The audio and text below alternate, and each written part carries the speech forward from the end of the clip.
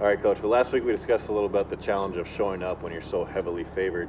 You had about as dominant the first half as you could have with scoring touchdowns on all 7 possessions, not allowing Hamlin a single first down and negative yardage.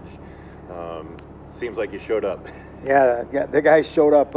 And the great part about it was, as we talked last week, our guys at practice, even again last night, were heavily favored again. And our guys are showing up to practice and becoming craftsmen, doing the work they need to do to grow. And it makes a difference. And, you can talk about all you want, but if the guys don't jump in, it's not gonna happen. And, the results of that is our guys they're focused, they're doing their job, they're not trying to, there's a little bit about you're looking at stats or anything like that. We just want to play hard and play Bethel football, which is just, kind of rugged, but I'm noticing that we're really pretty fast as far as team speed, and that's shown up both at the Concordia game and at Hamlin. Yeah.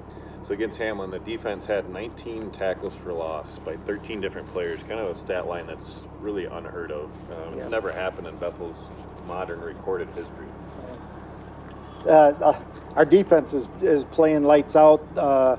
We talk about playing fast, and the first thing in that is knowing what to do and how to do it, and then you kind of get a frenzy going, and that's what's happened. But we've got a lot of good play. We're a little bit young, with the exception of a couple of guys that are just playing great, Cale Farron and Levi Dunnick, and those guys are doing a great job as seniors, but a lot of young guys underneath, and they can all run, and they're all kind of joining in. Obviously, when you have 13 different guys make those plays, but we do get after the quarterback pretty well, and that's been fun. Yeah. So on the flip side of that, the offense as a whole, but especially the quarterback position, they've done a great job of staying away from those negative plays. Only 1 interception all season, no fumbles lost by the quarterbacks, only 1 sack, very few negative plays. But how important is that from the quarterback? That's an amazing piece. And what it does, Tim, is it helps our defense. Our defense has this, we're getting after it, but we're not exposed as much as we could be if we're flipping the ball around and getting too many interceptions and things like that. And so the joy in our working and in our in the game plan as we feed each other, that's a great thing. And then the special teams come along and do their work too. And so, but I think that it's pretty exceptional. I think there's been like 186 passes that we've thrown without an interception, and we don't do the superstitious knock on Formica or whatever, but that is part of our plan. Jaron especially is he's hard to get down, but both quarterbacks, Marsh and Rossi, that have played, they're taking care of the football and they know where to go. It's again playing fast. If you know what to do with the ball, you're not going to be standing there with it or throwing it away. Yeah, so Saturday also really showcased the depth that you guys have in the backfield with 12 different ball carriers, 7 of them scoring touchdowns. And then you have Joel Kenneke with a career day going over 100 yards. That's really exciting. It goes to kind of the depth. They all have kind of a story. Gibbous is a little bit beat up, and he's kind of the main guy in a lot of different ways. So he's nicked up, so he's not playing. Sid Boris has been coming on like crazy, but he's had some injuries that he's gotten through, and now people are saying, where'd he come from? Well, we knew about him all along, but he's kind of going crazy in his 18 yards a carry.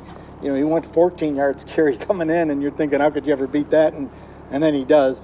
But Sid's a really good player, and he's getting better and better, and that's really exciting for us. And then Kenneke, we've used him as a utility guy all year, but he got hurt early. So we knew about him, but he had an ankle deal. So he was at receiver, then we needed him at running back, and then back to receiver, and then now he's back at running back, and he showed what he can do. He's really a great athlete, but really, the theme, Tim, is it's just some selfless stuff that our guys, it's impossible to not worry about your stats and all those things, especially the older you are. But we talk about it all the time, and man, we gotta just give your hearts away, give it away for free, and let's have a blast. And we win as a team anyway, so it's really a blast. This team is really fun to be with. Yeah. So this week, similar challenges last week, being very heavily favored, but this time playing a team that they're better than their record would indicate. What kind of challenges does Augsburg present? Augsburg is they really work hard on D, and they're tough on defense, but they get overexposed a little bit, and so some of their results have been tough. They have a quarterback, Frizzell, he's a fifth-year guy, and he's really a good player, but he couldn't play in the St. Thomas and St. John's game and St. Olaf, and so they're kind of a different offense without him. But when he's there, they're explosive, and so we've got our hands full. We're favored, but this is a lot better team than people think. Yeah. All right, well, last game at Royal Stadium for the year, so good luck on Saturday. Can't wait.